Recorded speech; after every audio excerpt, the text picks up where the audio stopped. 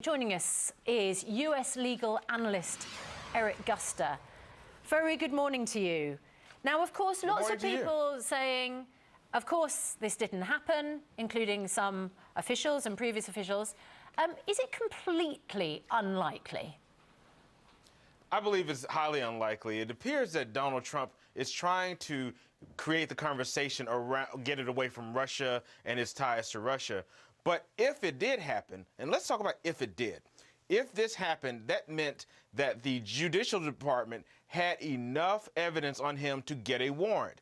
The President of the United States cannot issue a warrant, first of all. They cannot do a wiretap.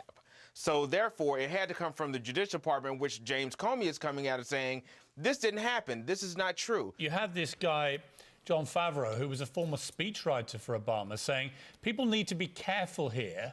What the White House administration under Obama and Obama himself, what they're saying is the order didn't come from Obama or his White House. Now, technically, that is true, because that unless that happened, which would be a federal offence and Obama would end up in jail, what Trump's really inferring is that probably the FBI or somebody like that did the wiretapping at the quiet nudge, nudge, wink, wink behest of the administration. Now, Favreau, who was right in there with Obama, made it very clear about that distinction. Is it not quite likely, Eric, whichever side of the argument you're on here, that somebody somewhere in American intelligence was probably having a look at any contact between Trump and the Russians or his campaign team?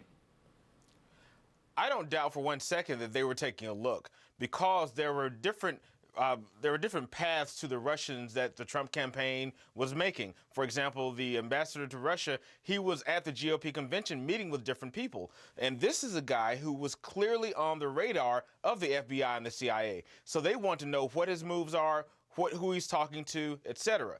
So I don't necessarily doubt that they are tracking this ambassador, and Trump's voice may be on some recordings, but his being tapped is something that the FBI is denying full-heartedly. All right, Eric, let's cut to the quick here. As we sit here, clearly it's all pretty murky, this. You've got the National Security Advisor, and now you've got another senior member of Trump's administration having to recuse himself after the NSA guy quit, right? Is there any evidence, as we talk right now, directly linking Donald Trump to any Russian campaign against Hillary Clinton? There is no evidence except Trump's words when he went on the campaign stage and asked the Russians to hack our email.